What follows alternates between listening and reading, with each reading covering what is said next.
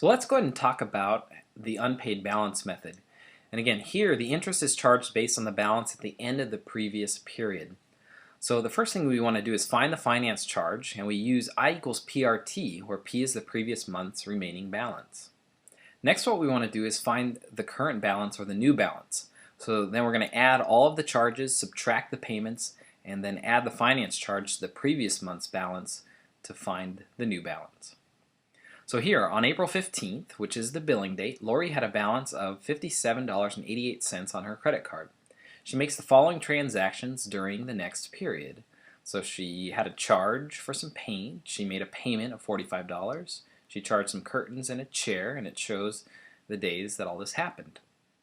Now here it says find the finance charge on May 15th using the unpaid balance method. And the rate is 1.35% per month.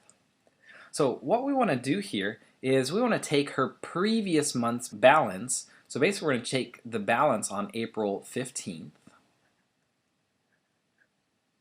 and that's going to be 57.88.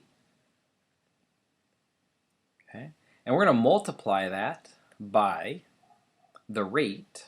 We're going to change that into a decimal, so 0.0135. And then we're going to multiply by the number of months, which in this case is just 1. Now we didn't have to mess with anything because this is per month, and credit cards are always based on monthly. So we get to leave these the same. So let's go ahead and find the interest here. So we have 57.88 times 0.0135 for 1 month. And so that's 78 cents.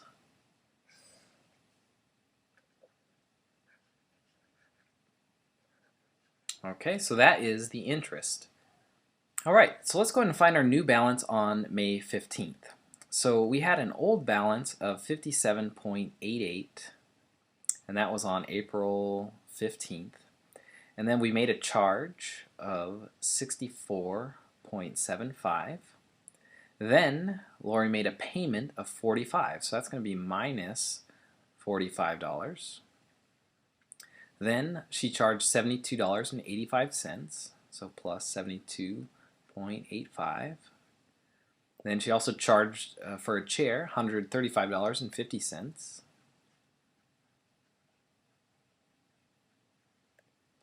And then one thing that we have to remember is we have to also add in the interest from the previous month. So add in the 78 cents, and this will be the new balance. So old balance of 57.88, add your charge, subtract your payment, add the 2 other charges, and then also add in the interest. And so the new balance is $286.76.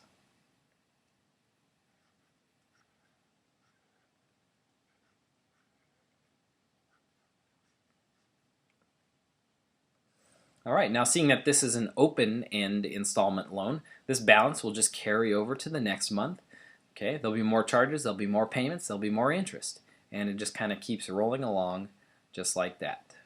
I want you to go ahead and try example 2 on your own here. Find the finance charge, and then also find the new balance on March 2nd. Go ahead and pause the video, and then come on back to check your work. All right, welcome back. So you should have found the finance charge to be $3.72.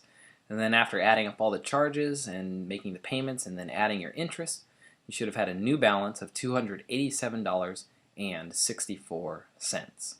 So that's how to deal with open-end installment loans like credit cards using the unpaid balance method.